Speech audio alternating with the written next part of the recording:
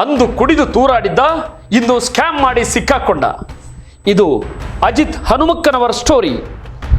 ನಮಸ್ಕಾರ ಸ್ನೇಹಿತರೆ, ಇವತ್ತಿನ ಈ ವಿಶೇಷ ತನಿಖಾ ವರದಿಗೆ ನಿಮಗೆಲ್ಲರಿಗೂ ಸ್ವಾಗತ. ಇವತ್ತು ನಾವು ಮಾತನಾಡ್ತಿರೋದು ಸಣ್ಣ ಪುಟ್ಟ ಕಳ್ಳರ ಬಗ್ಗೆ ಅಲ್ಲ, ಬದಲಾಗಿ ಪ್ರತಿದಿನ ರಾತ್ರಿ ಟಿವಿ ಪರದೆಯ ಮೇಲೆ ಕೂತು ಕೋಟ್ಯಂತರ ಕನ್ನಡಿಗರ ಎದುರು ನೈತಿಕತೆ, ಧರ್ಮ, ರಾಷ್ಟ್ರಭಕ್ತಿ ಮತ್ತು ಭ್ರಷ್ಟಾಚಾರದ ವಿರುದ್ಧ ಗುರುಗುಟ್ಟುವ ಸುವರ್ಣ ನ್ಯೂಸ್ ವಾಹಿನಿಯ ಪ್ರಧಾನ ಸಂಪಾದಕ ಮತ್ತು ನಿರೂಪಕ ಅಜಿತ್ ಹನುಮಕ್ಕನವರ ಹಿಂದಿರುವ ಕರಾಳ ಮುಖದ ಬಗ್ಗೆ. ಎಲ್ಲರೂ ಕಳ್ರೆ ಅಂತ ಬೊಬ್ಬೆ ಹೊಡೆಯುವ ಈ ಕಾವಲು ನಾಯಿಯ ಈ ವಾಚ್ ಡಾಗ್ ಕುತ್ತಿಗೆಗೆ ಭ್ರಷ್ಟಾಚಾರದ ಮೂಗುದಾರ ಬಿದ್ದಿರುವ ಆಘಾತಕಾರಿ ಕಥೆ ಇದು. ಬನ್ನಿ, ಕೇವಲ ಬಾಯಿ ಮಾತಲ್ಲ, ಬದಲಾಗಿ ಪಕ್ಕಾ ಸರ್ಕಾರಿ ದಾಖಲೆಗಳು, ಅಫಿಷಿಯಲ್ ಫೈಲ್ ರಿಮಾರ್ಕ್ಸ್ ಮತ್ತು GST ಪ್ರಮಾಣ ಪತ್ರಗಳ ಆಧಾರದ ಮೇಲೆ ಕಾರ್ಮಿಕ ಇಲಾಖೆ ಮತ್ತು ಕಿಯೋನಿಕ್ಸ್ನಲ್ಲಿ ನಡೆದಿರುವ ಹಗಲು ದರೋಡೆಯ ಈ ರೋಚಕ ಕಹಾನಿಯನ್ನು ಎಳೆ ಎಳೆಯಾಗಿ ಬಿಚ್ಚಿಡ್ತಾ ಹೋಗೋಣ. ನಮಸ್ಕಾರ, ಫಸ್ಟ್ ಕನ್ನಡಕ್ಕೆ ಸ್ವಾಗತ. ಇದು editor special. Right media tech 10,000 ಬಂಡವಾಳ, ಕೋಟಿ ಕೋಟಿ ಟೆಂಡರ್. ಸ್ನೇಹಿತರೆ, ಕತೆ ಶುರುವಾಗುವುದು ರೈಟ್ ಮೀಡಿಯಾ ಟೆಕ್ ಅನ್ನೋ ಒಂದು ನಿಗೂಢ ಕಂಪನಿಯಿಂದ. ನೀವು ಇಲ್ಲಿ ನೀಡಿರುವ ದಾಖಲೆಗಳನ್ನು, ಅಂದರೆ ಇಮೇಜ್ 2 ಮತ್ತು ಇಮೇಜ್ 4 ಒಮ್ಮೆ ಸೂಕ್ಷ್ಮವಾಗಿ ಗಮನಿಸಿ. 11 ಡಿಸೆಂಬರ್ 2020 GST ಪಡೆದು ಪಾಲುದಾರಿಕಾ ಸಂಸ್ಥೆಯಾಗಿ ಹುಬ್ಬಳ್ಳಿಯಲ್ಲಿ ರಿಜಿಸ್ಟರ್ ಆದ ಈ ಕಂಪನಿಯ ಪಾಲುದಾರರ ಪಟ್ಟಿಯನ್ನ ಇಮೇಜ್ 2 ಅಲ್ಲಿದೆ ನೋಡಿ. 4ನೇ ನಂಬರ್ನಲ್ಲಿರುವ ಹೆಸರು ಸಹನಾ ಭಟ್. ಇವರು ಮತ್ಯಾರು ಅಲ್ಲ, ಭ್ರಷ್ಟಾಚಾರದ ವಿರುದ್ಧ ಬೆಂಕಿ ಉಗುಳುವ ಇದೇ ಅಜಿತ್ ಹನುಮಕ್ಕನವರವರ ಧರ್ಮಪತ್ನಿ. ಅದೇ ಪಟ್ಟಿಯಲ್ಲಿ 1ನೇ ನಂಬರ್ನಲ್ಲಿರುವ ಮೈಲಾರಿ ಬಸವಂತಪ್ಪ ಮಾಗಳದ್ ಅನ್ನೋರು ಅಜಿತ್ ಅವರ ಅತ್ಯಾಪ್ತ ಸ್ನೇಹಿತ. 2022ರಲ್ಲಿ ಇದೇ company right media tech private limited ಆಗಿ ಕಾರ್ಪೊರೇಟ್ ವ್ಯವಹಾರಗಳ ಸಚಿವಾಲಯದಲ್ಲಿ ರಿಜಿಸ್ಟರ್ ಆಗುತ್ತೆ. ನೀವಿಲ್ಲಿ ಶಾಕ್ ಆಗುವ ವಿಷಯ ಏನಂದ್ರೆ, ಈ ಕಂಪನಿ ಒಟ್ಟು ಪಾವತಿಸಿದ ಬಂಡವಾಳ ಕೇವಲ 10,000 ರೂಪಾಯಿಗಳು, ಅಂದ್ರೆ ಪೇಯ್ಡ್ ಅಪ್ ಕ್ಯಾಪಿಟಲ್. ಕೇವಲ 10,000 ಬಂಡವಾಳವಿರುವ ಯಾವುದೇ IT ಅನುಭವವಿಲ್ಲದ ಪತ್ರಿಕೋದ್ಯಮ ಮತ್ತು ಮಾನವ ಸಂಪನ್ಮೂಲ ಅಂದ್ರೆ HR ಹಿನ್ನೆಲೆಯಿಂದ ಬಂದವರ ಒಡೆತನದ ಕಂಪನಿಗೆ ಸರ್ಕಾರಿ ಇಲಾಖೆಗಳಲ್ಲಿ 16 ಕೋಟಿ ರೂಪಾಯಿಗಳ ಸರ್ವರ್, ಕಂಪ್ಯೂಟರ್ ಮತ್ತು ಬಯೋಮೆಟ್ರಿಕ್ ಸಪ್ಲೈ ಮಾಡುವ ಟೆಂಡರ್ ಸಿಗುತ್ತೆ. ಅಂದ್ರೆ ಇದು ವ್ಯವಸ್ಥಿತವಾಗಿ ರೂಪಿಸಿದ ಬೇನಾಮಿ ಕಂಪನಿ ಅಲ್ಲದೆ ಮತ್ತೇನು. ಕಾರ್ಮಿಕರ ಬೆವರಿನ ಹಣಕ್ಕೆ ಕನ್ನ, ಮೋಡ್ ಆಪರಂಡಿ. ಸ್ನೇಹಿತರೆ, ಕರ್ನಾಟಕ ರಾಜ್ಯ ಕಟ್ಟಡ ಮತ್ತು ಇತರ ನಿರ್ಮಾಣ ಕಾರ್ಮಿಕರ ಕಲ್ಯಾಣ ಮಂಡಳಿಯಲ್ಲಿ ಕಟ್ಟಡ ಕಾರ್ಮಿಕರಿಂದ ಸಂಗ್ರಹಿಸಿದ 1% ಸೆಸ್ ಹಣ ಸುಮಾರು 20,000 ಕೋಟಿ ರೂಪಾಯಿಗಳಷ್ಟಿದೆ. ಈ ಬಡ ಕಾರ್ಮಿಕರ ರಕ್ತ ಮತ್ತು ಬೆವರಿನ ಹಣವನ್ನ ಹೇಗೆ ಲೂಟಿ ಮಾಡಲಾಗಿದೆ ಅಂತ ನೀವು ಇಲ್ಲಿರುವ ಕಡತದ ಟಿಪ್ಪಣಿಯ, ಅಂದ್ರೆ ಫೈಲ್ ರಿಮಾರ್ಕ್ಸ್ ಇಮೇಜ್ 1ರಲ್ಲಿದೆ, ದಾಖಲೆಯನ್ನು ನೋಡಿದ್ರೆ ಗೊತ್ತಾಗುತ್ತೆ. ಟೆಂಡರ್ ಪ್ರಕ್ರಿಯೆಯಲ್ಲಿ ಪಾರದರ್ಶಕತೆ ತರಲು ನಮ್ಮಲ್ಲಿ KTPP ಕಾಯ್ದೆ ಇದೆ. ದೊಡ್ಡ ಅಮೌಂಟ್ ಇದ್ರೆ ಬಹಿರಂಗವಾಗಿ ಟೆಂಡರ್ ಕರೀಬೇಕು, ಆಗ ಕಾಂಪಿಟೇಷನ್ ಬಂದು ರೇಟ್ ಕಮ್ಮಿ ಆಗುತ್ತೆ ಅನ್ನೋದು ನಿಯಮ. ಆದರೆ 4G ವಿನಾಯಿತಿ, 4G ಎಕ್ಸೆಂಪ್ಷನ್ ಅನ್ನೋ ಒಂದು ಲೂಪ್ ಹೋಲ್ ಇಟ್ಕೊಂಡು ಬೃಹತ್ ಪ್ರಾಜೆಕ್ಟ್ಗಳನ್ನು ಸಣ್ಣ ಸಣ್ಣ ತುಂಡುಗಳಾಗಿ ಕತ್ತರಿಸಿ, ಅಂದರೆ ಸ್ಪ್ಲಿಟ್ಟಿಂಗ್ ಆಫ್ ಆರ್ಡರ್ಸ್ ಅಂತ ಕರೀತಾರೆ. ತಮಗೆ ಬೇಕಾದ ಈ ರೈಟ್ ಮೀಡಿಯಾ ಟೆಕ್ನಂತ ಕಂಪನಿಗಳಿಗೆ ಕಿಯೋನಿಕ್ಸ್ ಮೂಲಕ ಟೆಂಡರ್ ನೀಡಲಾಗಿದೆ. ಹಿಂದಿನ BJP ಸರ್ಕಾರದ ಕಾರ್ಮಿಕ ಸಚಿವ ಶಿವರಾಮ್ ಹೆಬ್ಬಾರ್ ಕಾಲದಲ್ಲಿ ಶುರುವಾದ ಈ ಲೂಟಿ ಈಗಿನ ಕಾಂಗ್ರೆಸ್ ಸಚಿವ ಸಂತೋಷ್ ಲಾಡ್ ಅವರ ಇಲಾಖೆಯಲ್ಲೂ ಕಂಟಿನ್ಯೂ ಆಗ್ತಿದೆ. ಟಿವಿಯಲ್ಲಿ ಕೂತು ಲಾಡ್ ವಿರುದ್ಧ ಅಬ್ಬರಿಸುವ ಅಜಿತ್ ತೆರೆಯ ಹಿಂದೆ ಹೆಂಡತಿಯ ಕಂಪನಿಯ ಮೂಲಕ ಅದೇ ಸಂತೋಷ್ ಲಾಡ್ ಇಲಾಖೆಯಲ್ಲಿ ಕೋಟಿ ಕೋಟಿ ಬಿಲ್ ಪಾಸ್ ಮಾಡಿಸ್ಕೊಳ್ತಿರೋದು ಎಂಥ ವಿಪರ್ಯಾಸ ಅಲ್ವಾ? ಬನ್ನಿ, ಇವರ ಅಕ್ರಮಗಳ ಒಂದೊಂದೇ ಎಳೆಗಳನ್ನ ದಾಖಲೆ ಆಧಾರದಲ್ಲಿ ಬಿಡಿಸಿಡೋಣ. ಥರ್ಡ್ ಪಾರ್ಟಿ ಇನ್ಸ್ಪೆಕ್ಷನ್ ಇಲ್ಲ. ಸರ್ಕಾರಕ್ಕೆ ಕೋಟ್ಯಂತರ ರೂಪಾಯಿ ಉಪಕರಣ ಸಪ್ಲೈ ಮಾಡಿದಾಗ ಅದರ ಕ್ವಾಲಿಟಿ ಚೆಕ್ ಮಾಡೋಕೆ ಥರ್ಡ್ ಪಾರ್ಟಿ ಇನ್ಸ್ಪೆಕ್ಷನ್ ಕಡ್ಡಾಯ. ಆದರೆ ಈ ರೈಟ್ ಮೀಡಿಯಾ ಟೆಕ್ ಸಪ್ಲೈ ಮಾಡಿದ ಬಹುತೇಕ ಕಡೆ ಈ ತಪಾಸಣೆಯೇ ಆಗಿಲ್ಲ. ಅಂದರೆ ಕಳಪೆ ವಸ್ತು ಕೊಟ್ಟು ಬಿಲ್ ಹೊಡೆದಿದ್ದಾರೆ.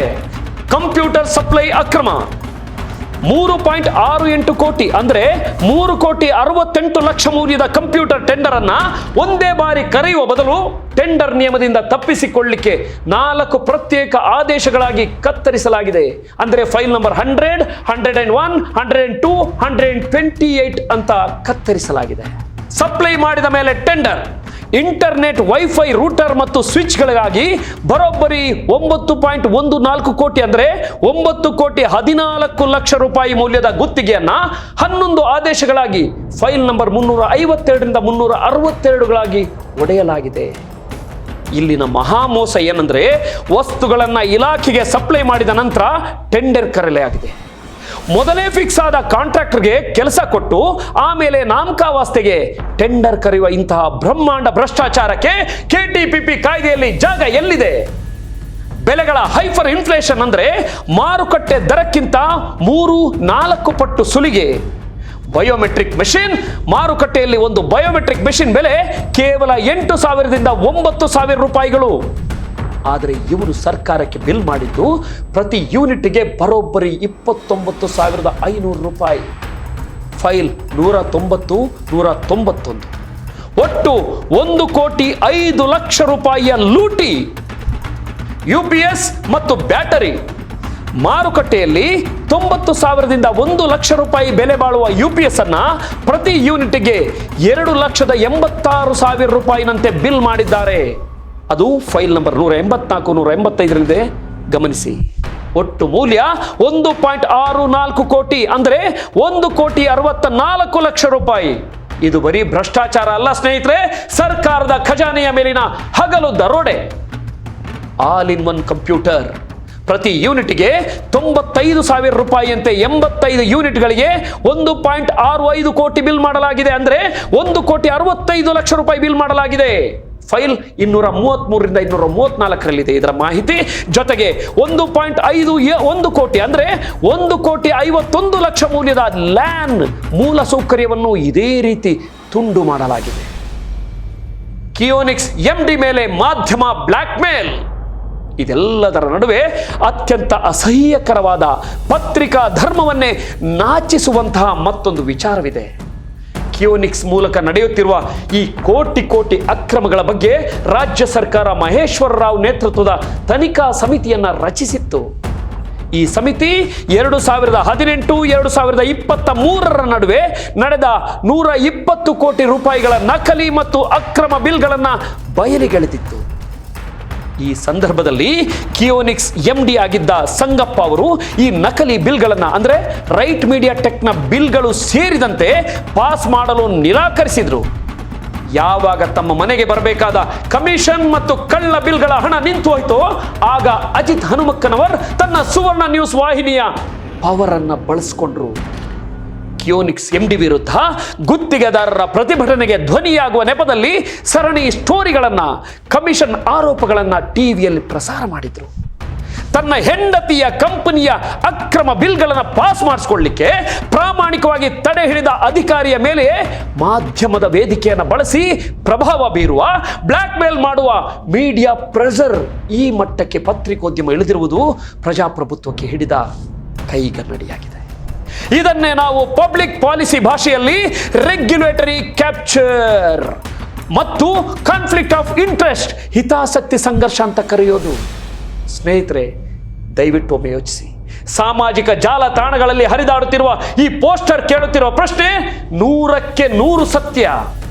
ನಾವು ಇದಕ್ಕೆ ಅಪ್ರೂವಲ್ ಕೊಡಲ್ಲ ಅಂದ ಕಿಯೋನಿಕ್ಸ್ MD ಮೇಲೆ ಏಕಾಏಕಿ ಸ್ಟೋರಿಗಳು ಬರ್ತವೆ.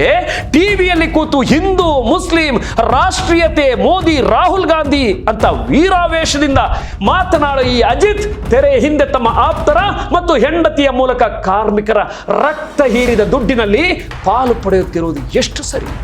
ಮಾರುಕಟ್ಟೆಯಲ್ಲಿ 8,000ಕ್ಕೆ ಸಿಗುವ ವಸ್ತುವನ್ನ 29,000ಕ್ಕೆ ಸರ್ಕಾರಕ್ಕೆ ಮಾರಿ ಅದಕ್ಕೆ ಯಾವುದೇ ಕ್ರಾಸ್ ಚೆಕ್ ತಪಾಸಣೆಯೂ ಇಲ್ಲದೆ 4G ವಿನಾಯಿತಿಯನ್ನ ದುರ್ಬಳಕೆ ಮಾಡಿಕೊಂಡು ಮುಕ್ತ ಮಾರುಕಟ್ಟೆಯ ಪ್ರಾಮಾಣಿಕ IT ಸ್ಮಾರ್ಟ್ ಆ್ಯಪ್ಗಳಿಗೆ ಮೋಸ ಮಾಡಲಾಗಿದೆ. ಈ ಲೂಟಿಯೆಲ್ಲ ನಡೆದಿರೋದು ಯಾರ ಹಣದಲ್ಲಿ ಗೊತ್ತಾ? ಬೆವರಿನಲ್ಲಿ ಬೆವರಿಳಿಸಿ ದುಡಿಯುವ ಕಟ್ಟಡ ಕಾರ್ಮಿಕರ ಕಲ್ಯಾಣ ನಿಧಿಯಿಂದ. ಪತ್ರಿಕೋದ್ಯಮ ಅನ್ನೋದು ಸಮಾಜದ ಕಾವಲು ನಾಯಿಯಾಗಿದೆ. ಆದರೆ ಕಾವಲು ನಾಯಿಯೇ ಕಳ್ಳರ ಜೊತೆ ಶಾಮೀಲಾಗಿ ತನ್ನ ಯಜಮಾನನ ಮನೆಗೆ ಕನ್ನ ಹಾಕಿದರೆ ಆ ವ್ಯವಸ್ಥೆಯನ್ನ ಏನನ್ನಬೇಕು? ಅಜಿತ್ ಹನುಮಕ್ಕನವರವರೇ, ನೀವು ದಿನ ರಾತ್ರಿ ಟಿವಿಯಲ್ಲಿ ಕೇಳುವ ಪ್ರಶ್ನೆಗಳನ್ನೇ ಇಂದು ಕರ್ನಾಟಕದ ಜನ ನಿಮ್ಮನ್ನ ಕೇಳ್ತಾ ಇದ್ದಾರೆ. ನಿಮ್ಮ ನೈತಿಕತೆ ಎಲ್ಲಿದೆ? ಕೇವಲ 10,000 ರೂಪಾಯಿ ಬಂಡವಾಳದ ನಿಮ್ಮ ಪತ್ನಿಯ ಕಂಪನಿಗೆ 20-30 ಕೋಟಿಯ ಟೆಂಡರ್ ಸಿಕ್ಕಿದ್ದು ಹೇಗೆ ಮಾರಾಯರೆ? ಸಪ್ಲೈ ಮಾಡಿದ ಮೇಲೆ ಟೆಂಡರ್ ಕರೆದಿದ್ದು ಯಾರು? ಕಿಯೋನಿಕ್ಸ್ MD ಮೇಲೆ ನೀವು ರಿಪೋರ್ಟ್ ಮಾಡಿದ್ದು ನಿಮ್ಮ ವೈಯಕ್ತಿಕ ದ್ವೇಷಕ್ಕ ಅಥವಾ ಸಮಾಜದ ಕಳಕಳಿಗ? ಕಳೆದ ವರ್ಷ TV14 ಮೂಲಕ ಹೋರಾಟಗಾರ ಭಾಸ್ಕರ್ ಪ್ರಸಾದ್ ಅವರು ನೀವು ಮತ್ತು ನಿಮ್ಮ ಹೆಂಡತಿ ಕುಡಿದು ತೂರಾಡುತ್ತಿರುವ ವಿಡಿಯೋ ಪ್ರಸಾರ ಮಾಡಿದಾಗ ಅದು ನಿಮ್ಮ ವೈಯಕ್ತಿಕ ವಿಷಯ ಅಂತ ಸುಮ್ಮನಾಗಿದ್ವಿ. ಆ ವಿಡಿಯೋದಲ್ಲಿ ನಿಮ್ಮ ಜೊತೆಯಲ್ಲಿ ನಿಮ್ಮಷ್ಟೇ ಕುಡಿದು ತೂರಾಡುತ್ತಿದ್ದ ಹೆಂಗಸು ನಿಮ್ಮ ಹೆಂಡತಿ ಅಂತ ಗೊತ್ತಿದ್ರೂ ಭಾಸ್ಕರ್ ಪ್ರಸಾದ್ ಅವರು ಅದನ್ನು ಹೇಳಿರಲಿಲ್ಲ. ಯಾಕಂದರೆ ನಿಮ್ಮ ಪತ್ನಿ ಹೀಗೆ ಹಗರಣಗಳನ್ನು ಮಾಡುವ ಹೆಂಗಸು ಅಂತ ಅವ್ರಿಗೆ ಗೊತ್ತಿರಲಿಲ್ವೇ ಏನು? ಯಥಾ ರಾಜ ತಥಾ ಪ್ರಜಾ ಅನ್ನುವಂತೆ ನೀವು ನಿಮ್ಮ ಜೋಡಿ ಸಖತ್ತಾಗಿದೆ ಬಿಡಿ. ಅಂದಹಾಗೆ ಈ ಸಂಪೂರ್ಣ ಹಗರಣದ ಬಗ್ಗೆ ಕೇವಲ ಕಿಯೋನಿಕ್ಸ್ ತನಿಖೆ ಅಲ್ಲ, ಬದಲಿಗೆ ಇಡಿ ಮತ್ತು ಲೋಕಾಯುಕ್ತದಿಂದ ಸಮಗ್ರವಾದ ವಿಧಿವಿಜ್ಞಾನ ಲೆಕ್ಕ ಪರಿಶೋಧನೆ ಅಂದರೆ ಫೊರೆನ್ಸಿಕ್ ಆಡಿಟ್ ಆಗಲೇಬೇಕು. ಭ್ರಷ್ಟ ಅಧಿಕಾರಿಗಳು, ಬೇನಾಮಿ ಗುತ್ತಿಗೆದಾರರು ಮತ್ತು ಅದರ ಹಿಂದೆ ಅಡಗಿರುವ ಮಾಧ್ಯಮದ ಮುಖವಾಡಗಳು ಕಳಚಲೇಬೇಕು. ಸ್ನೇಹಿತರೆ, ಈ ವಿಡಿಯೋವನ್ನು ಪ್ರತಿಯೊಬ್ಬ ಕನ್ನಡಿಗನಿಗೂ ಪ್ರತಿಯೊಬ್ಬ ಕಟ್ಟಡ ಕಾರ್ಮಿಕನಿಗೂ ಶೇರ್ ಮಾಡಿ. ಸತ್ಯ ಏನು ಅಂತ ಎಲ್ರಿಗೂ ತಿಳಿಲಿ. ಇದೇ ರೀತಿಯ ಮತ್ತಷ್ಟು ನಿಖರ ತನಿಖಾ ವರದಿಗಳೊಂದಿಗೆ ಮತ್ತೆ ಸಿಗೋಣ. ಯಾಕಂದ್ರೆ ಇದು ಸುದ್ದಿ ಅಥವಾ ಸುದ್ದಿ ವಿಶ್ಲೇಷಣೆ ಮಾತ್ರ ಅಲ್ಲ, ಇದೊಂದು ಚಳುವಳಿ. ಜೈ ಹಿಂದ್, ಜೈ ಕರ್ನಾಟಕ. ನೋಡ್ತಾ ಇರಿ ಫಸ್ಟ್ ಕನ್ನಡ. ಆಗೋದಲ್ಲ ಒಳ್ಳೆಯದಕ್ಕೆ. ನಮಸ್ಕಾರ.